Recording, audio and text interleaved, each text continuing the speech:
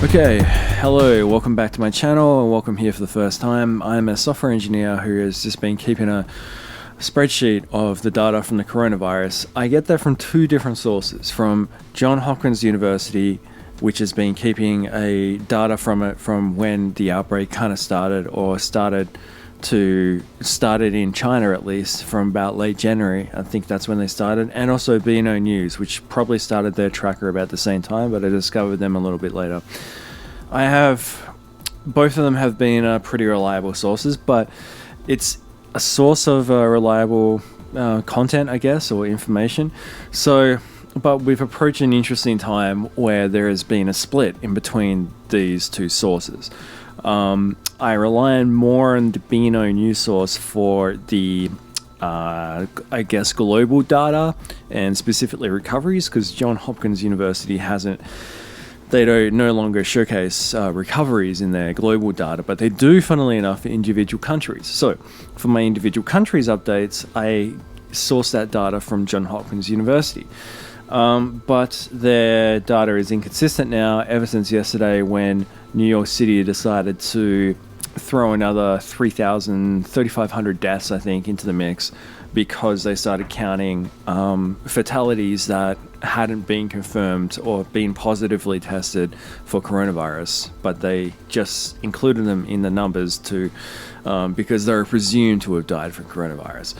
So BNO included those fatalities. Johns Hopkins did not. So their numbers aren't really matching up. So if you sort of see any kind of like differences when you look in between like the US and the global stats, and if anyone's really going through and calculating all this stuff to see if it adds up, you might see some anomalies there. But I try to fix it up when I see it, because I am going by BNO data more so, because I tend to err on the side that numbers are being underreported anyway, as it is.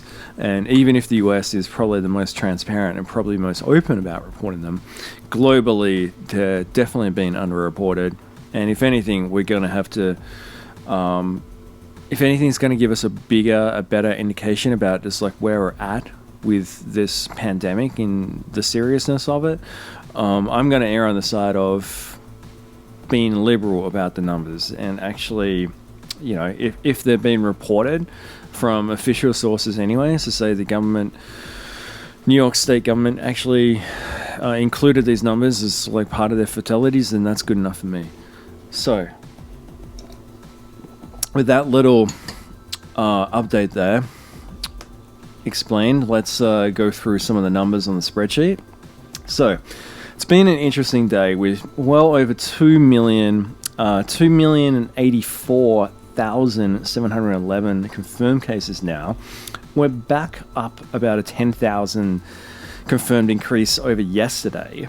Total increase of 83,000. Now this is about 9:30 at night, so probably this might go up to about 84,000 by the end of the night, maybe 85. Deaths. Now this is interesting because we had that little spike yesterday. The weekend was very weak, and I actually thought things might be turning around, because ultimately for the last 5 days before that, the deaths growth rate had actually been going down here. Now this continued to go down on the weekend on the week data that came in, but then this happened yesterday on Tuesday, which I just sort of explained, you know, multiple times last night, but also gave a bit of a recap just then about New York adding another 3,500 deaths. So even if even if yesterday was an anomaly, right, it hasn't really, if this was, say, if you don't include those 3,500 deaths, and it's around about, it probably ends up being about 7,000 fatalities for yesterday, we're gonna hit about probably 8,000 by the end of the day. You know, maybe just like give or take a few. Might be a little bit under, might be a little bit over. It's hard to tell how it's going to finish up by the end of the night.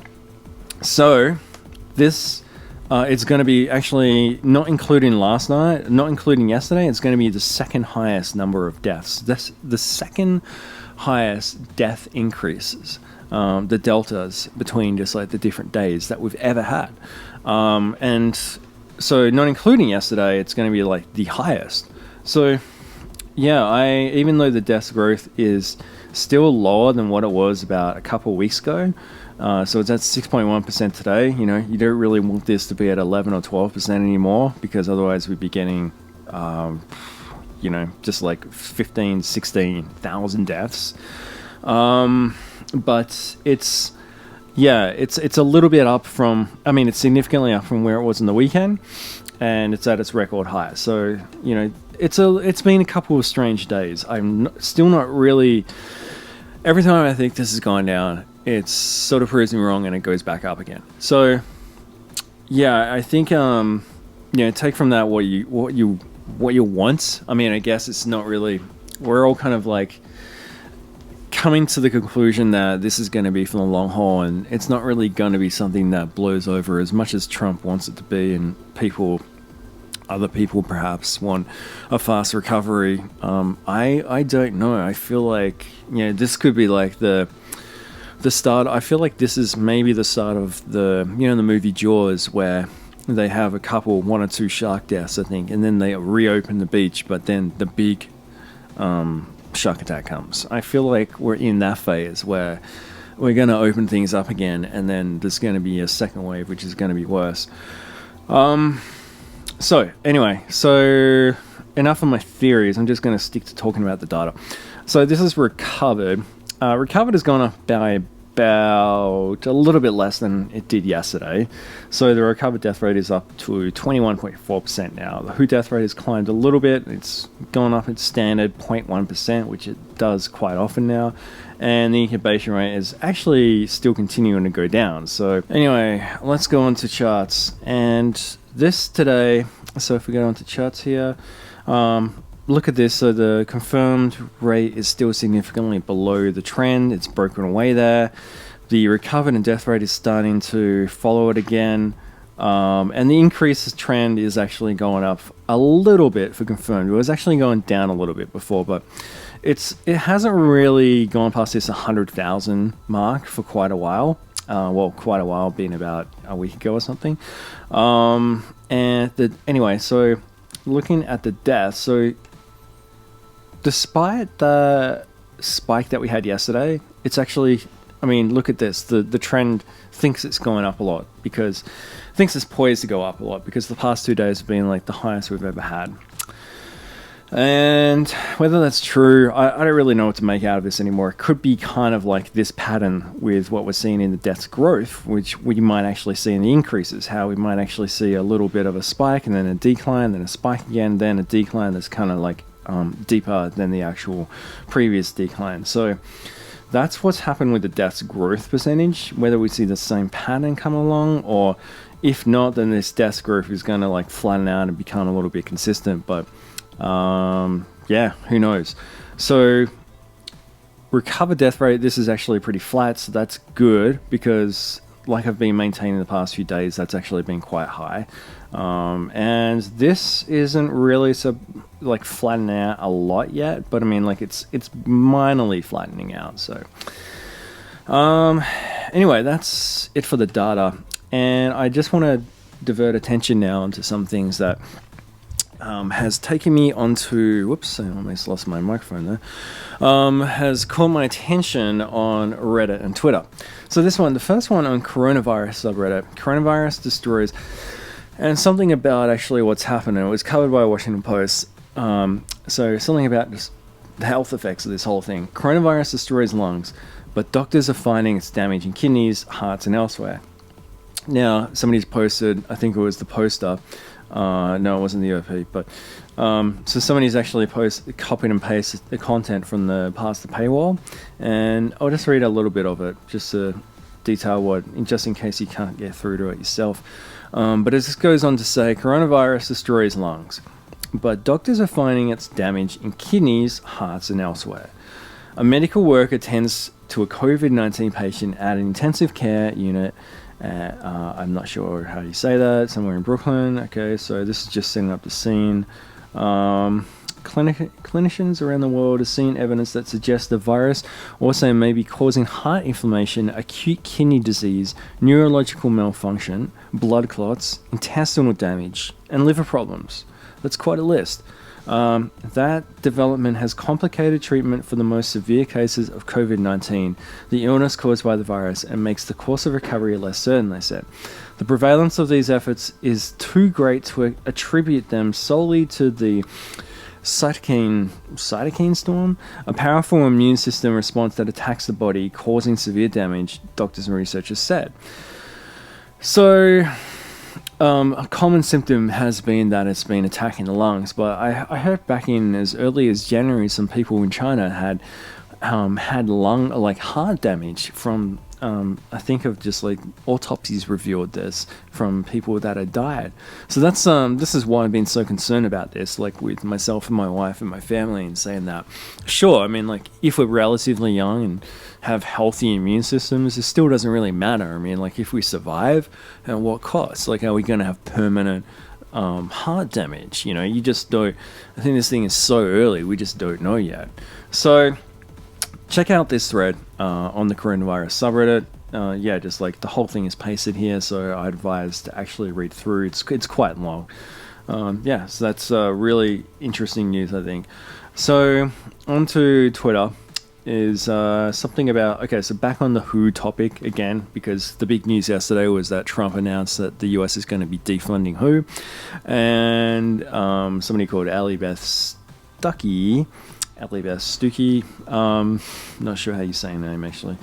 So she says the head of WHO is a communist, a member of a violent liberation party in Ethiopia. As Minister of Foreign Affairs, he covered up cholera outbreaks. The CCP poured millions into his campaign for Director General, which is why WHO repeats Chinese talking points. WHO equals no good. So I've heard this before in that he did lead up an Ethiopian terrorist branch, and also the CCP propped him up in front of the UN to get him the job as in charge of WHO. And I mean, just like, I guess this is probably why they're so compromised, because he's extending gratitude to the CCP for getting him the job. So the whole thing stinks in WHO, and this is just a reminder. So this is something I find, I've just been laughing multiple times throughout the day about this, but you can file this under companies acting disastrous in, amidst the pandemic, or / general tone deafness. So this guy, this random, I'm not really sure if, well, he's not like a journalist or anything, but he's just said, I've never seen him before, but this found my way into my feed, and he says, absolutely incredible innovation over at Just Eat. There's a company called Just Eat, apparently, where they have just invented the concept of a lunch break. Now, this lady, she's the chief, this woman, the chief people officer. So she works in HR, I guess, for Just Eat. And this looks like it was like announced or posted on LinkedIn. So she said, this morning we launched the Just Eat Power Hour. Our colleagues told us while in lockdown they were on back-to-back calls and found it difficult to take a break away from their screen. That's not how we roll, so we've introduced the Power Hour.